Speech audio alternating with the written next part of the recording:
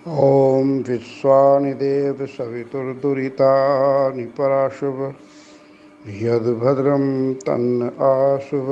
ॐ शान्तिः शान्तिः शान्ति। ओम। आप सब भक्त लोग नियमित रूप से ध्यान में बैठते होंगे और ये ध्यान धीरे धीरे जैसे जैसे प्रगाढ़ होता जाता है, इसका आनंद भी वैसे वैसे बढ़ता चला जाता है। और जो ठीक वैसे ही समझो, जैसे आप लोग कभी गन्ना खाते हैं तो गन्ना जब प्रारंभ करते हैं तो उसका जो सिरा होता है, प्रारंभ का ऊपर का जो हिस्सा होता है, जब उसे खाते हैं तो वो फीका होता है। और जो जो आप उसकी जड़ की ओर, गन्ने की जड़ की ओर आते जाते हैं खाते खाते, तो उसकी मिठास, उसका स्वाद, उसका रस और भी बढ़ता चला जाता है। ठीक ध्यान की भी स्थिति यही है। आपके संत जनों ने, आपके गुरुजनों ने, आपके रहबरों ने आप लोगों को जो नाम दिया है, जो जाप दिया है, आप उसमें जो जो उतरते जाते होंगे ध्यान में, गहरे गहरे और गहरे, तो और भी रस बढ़ता ही जाता होगा। और जो सचमुच ध्यान में बैठते होंगे वो इसे समझ भी रहे होंगे। हमारे महापुरुष कहते हैं कि श्वास श्वास में नाम जप, वृथा श्वास ना खोए, न जाने इस श्वास का आवन होए ना होए। अब पता नहीं, ये कोरोना महामारी आप देख रहे हैं कि कितनी व्यापकता से महामारी फैली हुई है। कितने लोग हंसते खेलते हमारे मध्य होते हैं, लेकिन देखते देखते वो जा रहे हैं। बूढ़े ही नहीं, जवान भी जा रहे हैं, बच्चे भी जा रहे हैं। तो ये स्थिति है, बड़ी डावाडोल वाली है। वैज्ञानिकों के अनुसार तो WHO कह रहा है कि ये पीक आवर चल रहा है इसका, कोरोना का। पीक आवर का मतलब होता है चरमोत्कर्ष, चरम पर। तो ऐसे में पता नहीं इस महामारी में हम कितने लोग संसार से विदा हो जाएंगे, कितने बचेंगे। यूं भी ये जीवन नश्वर है, कब बुलावा आ जाए प्रभु का कुछ भरोसा नहीं।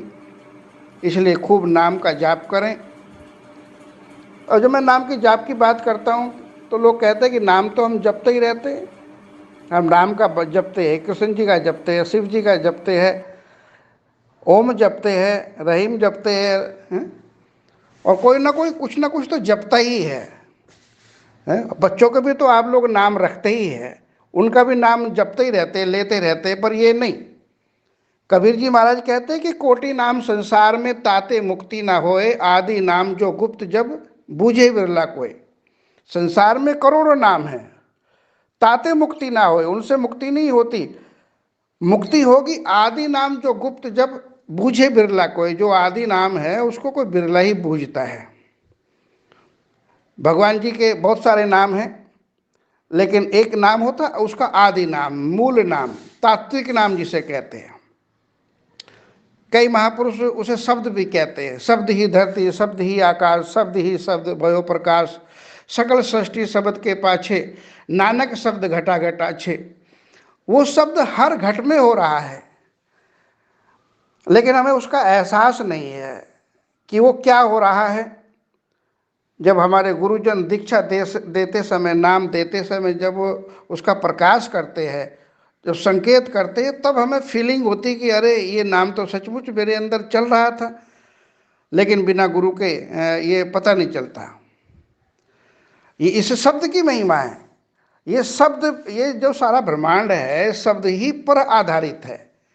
वैज्ञानिक लोग इस चीज को मान रहे हैं कि एक कॉस्मिक म्यूजिक सुनाई देता है, उन्हें कॉस्मिक साउंड सुनाई देता है।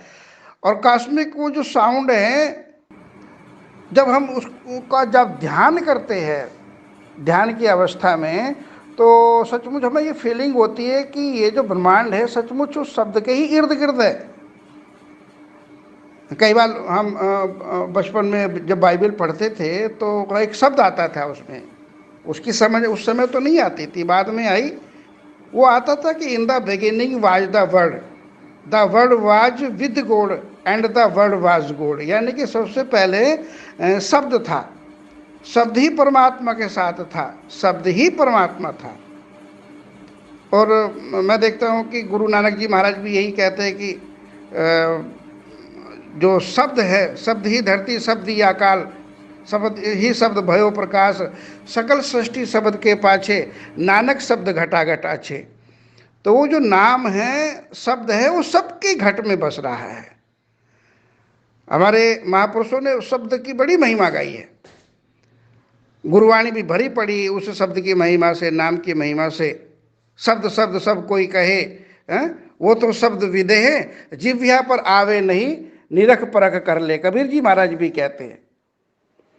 तो जो आपको नाम में दीक्षा देते समय जो नाम दिया गया है, उपदेश देते समय जिस नाम से आप की चेतना को आंदोलित किया गया है, उद्वेलित किया गया है। हमारे यहाँ परंपरा है कि गुरु लोग दीक्षा देते समय कान फूंकते हैं। कान फूंकने का मतलब कान फूंकना ही नहीं होता, वो जो सुषुप्त ऊर्जा होती है उसको जगाया जाता है शब्द की चोट से। गुरु लोग शब्द के संप्रेषण से, उसकी फोर्स से आपकी कुंडलिनी को जगाते हैं। तो कान फूंकने का एक ये प्रतीकात्मक नहीं, बल्कि सचमुच ट्रांसप्लांटेशन है उस आध्यात्मिक ऊर्जा का। तो उस समय महापुरुष क्या करते हैं, गुरुजन क्या करते हैं कि वो जो तात्विक नाम है परमात्मा का, जिसे हम अजपा भी कहते हैं, हमें ना सूझे कोई अजपा सा जाप, मनुआ में रम जाए आपे आप।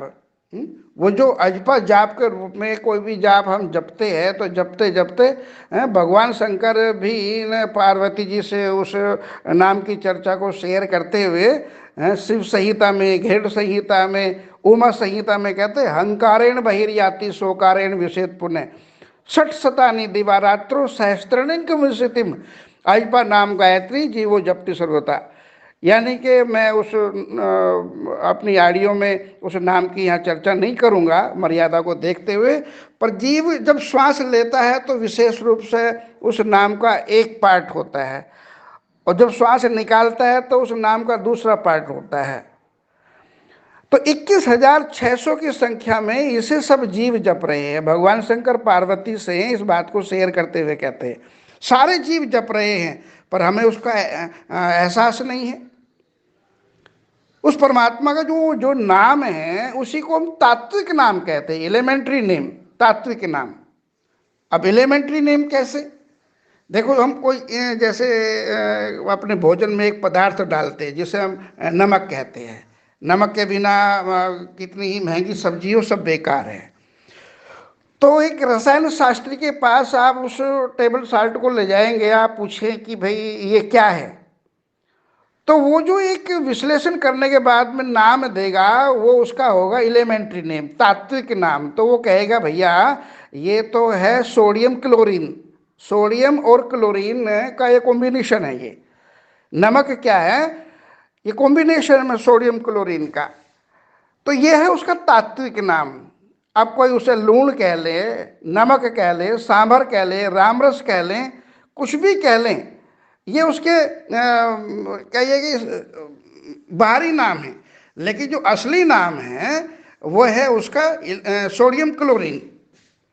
ऐसे ही हम पानी के विश्लेषण के लिए किसी रसायन शास्त्री के पास जाएं, पूछे भाई ये क्या है, जरा विश्लेषण कीजिएगा, तो उस पर वो एक्सपेरिमेंट करने के बाद, प्रयोग करने के बाद, परीक्षणों से गुजरने के बाद में उस पानी को अपनी लैब में ले जाने के बाद वो कहेगा कि भैया ये तो H2O है। H2O का मतलब होता है ये हाइड्रोजन के 2 अणु और ऑक्सीजन के 1 अणु से जो मिलकर के जो मोलिक्यूल बना है उसका नाम है ये H2O है ये।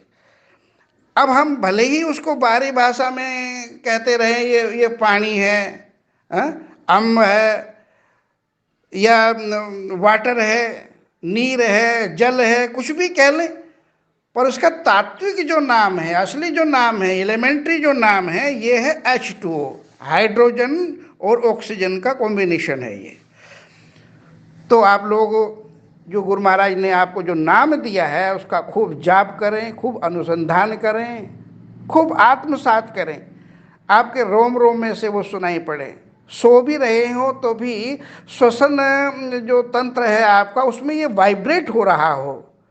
हंकारेण बहिर्याति सोकारेण विषेत पुनः, ये स्पंदित होने लगे, तब इसे मानो कि तभी अजपा गायत्री के रूप में कन्वर्ट हो जाता है?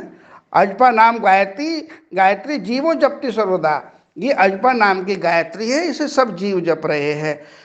एक तो जप गायत्री होती है, ओम भूर्भुवः स्वः तत्सवितुर्वरेण्यं भर्गो देवस्य धीमहि धियो यो नः प्रचोदयात्। इसे तो जब तक जपेंगे आप जपी जाएंगे, और सो जाएंगे, खाएंगे पिएंगे बात करेंगे तो वो बंद हो जाएगी। लेकिन एक होती है अजपा गायत्री, जो बिना जपे हर समय 24 आवर्स चलते रहते, मृत्यु के अंतिम पल तक वो वाइब्रेट होती रहेगी आपके नर्वस सिस्टम में, उसे कहते अजपा गायत्री।